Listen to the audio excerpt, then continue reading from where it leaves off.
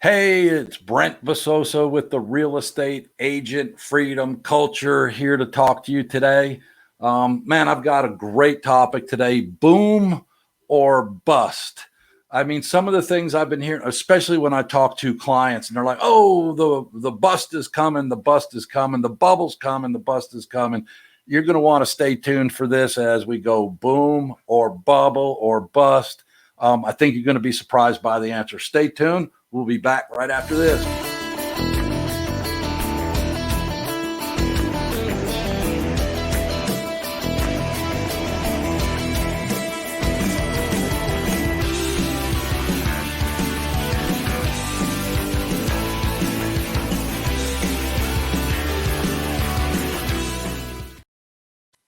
All right. So the question is, are we in a boom or are we in a bubble and we're heading for a bust? Because a lot of people, I hear this all the time right now, agents and clients alike, going back to and saying, well, in 2005 and 2007, problem is we're not even close to where we were in 2005 and 2007.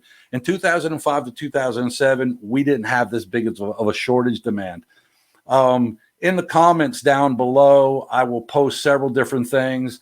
I was looking at some reports that came out, and I'm going to be looking down because I got a ton of notes of all this, numbers from the Wall Street Journal, from National Association of Real Estate Agents, from different economists and stuff like that. I've got scattered all over the place that are adding up to this boom. I don't think we're going to see a bubble, and I'm going to give you 5 reasons why. The first one is low supply.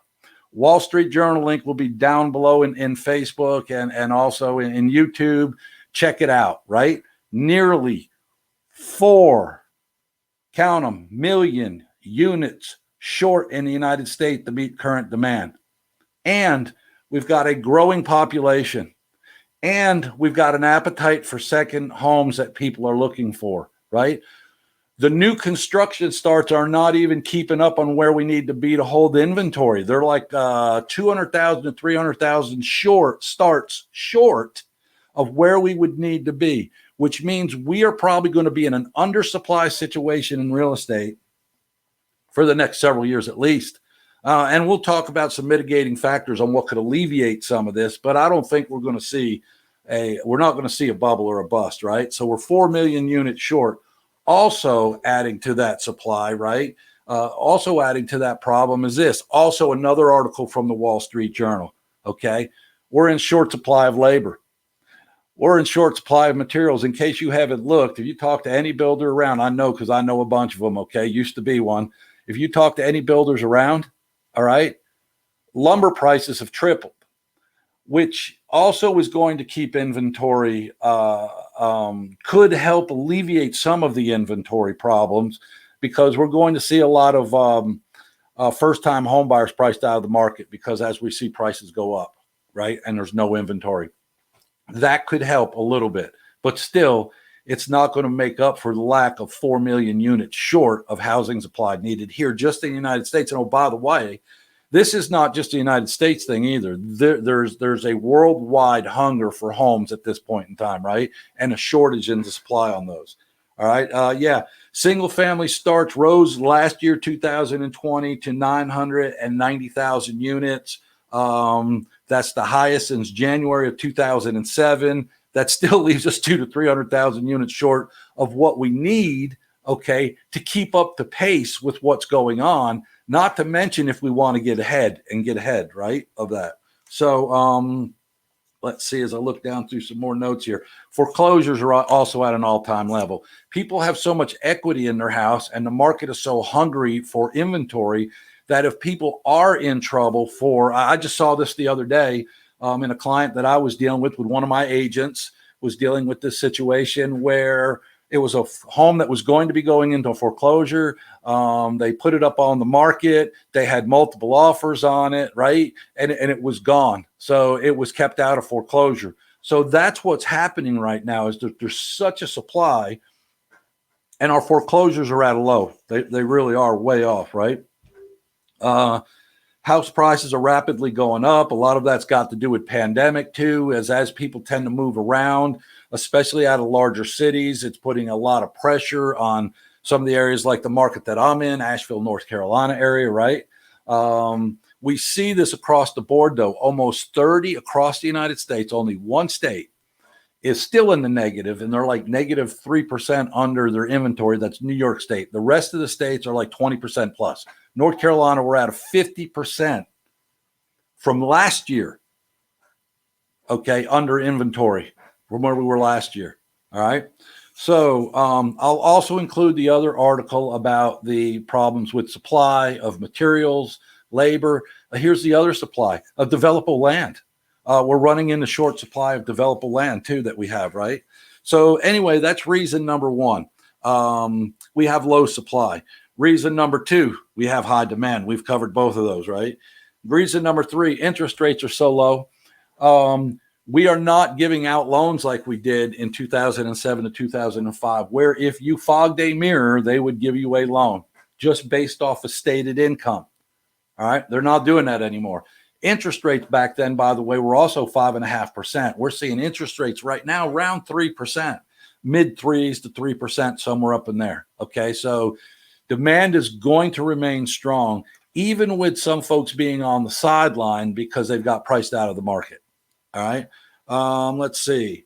We touched on this too. Notice of foreclosures are at an all-time low. Most parts of the United States are at an all-time low.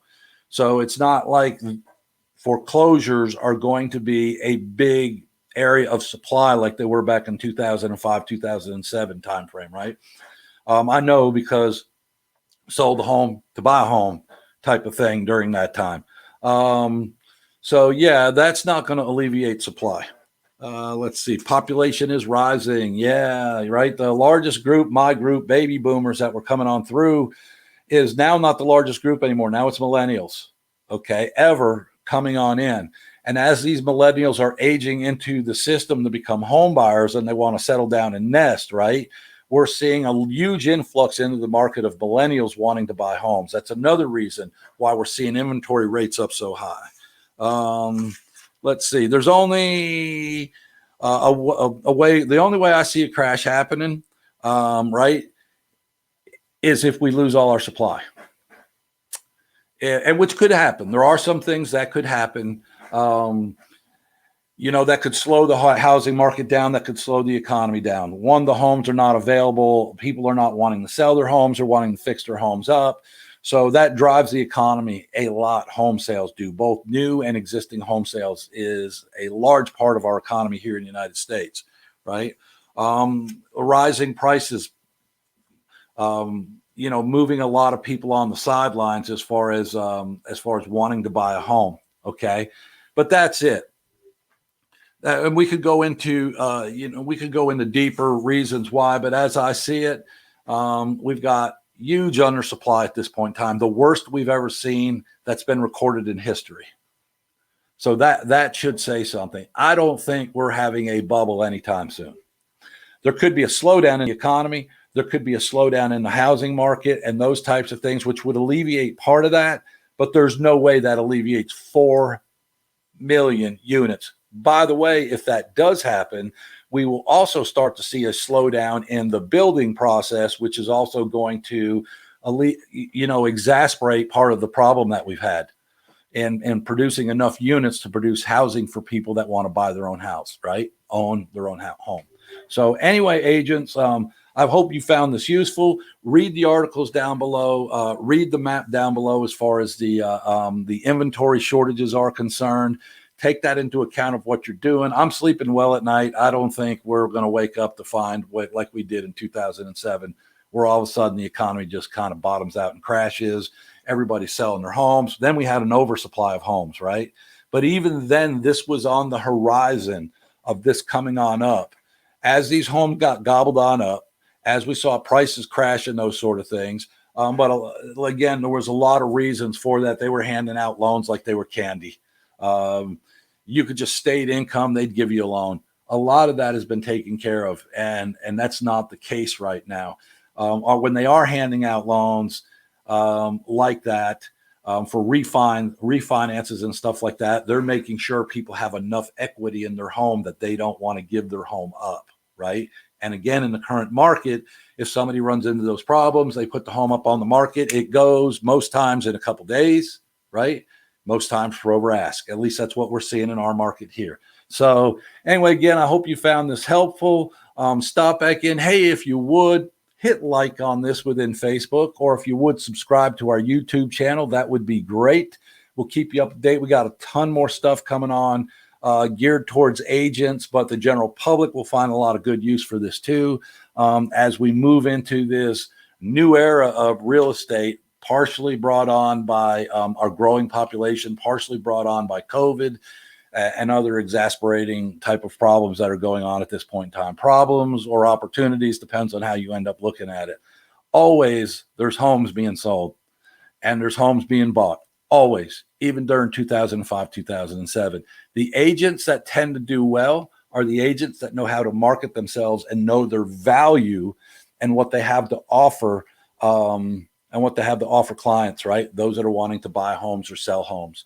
Those agents will always tend to do well. So my encouragement would be, be working on your skill level to increase your skill level. Learn how to market effectively and advertise effectively. Learn how to follow up effectively. Learn how to run a business. I think this is the number one thing with most agents. They still have this employee mentality. You are a business owner, an entrepreneur. When you start to get some of those things underneath your belt and you start to act in those ways, all of a sudden you'll see that this is a pretty good business to be in. Okay. With that said, here's the statistics, if I can get it out, right? 87% of new real estate agents won't make it 5 years. There's a reason for that.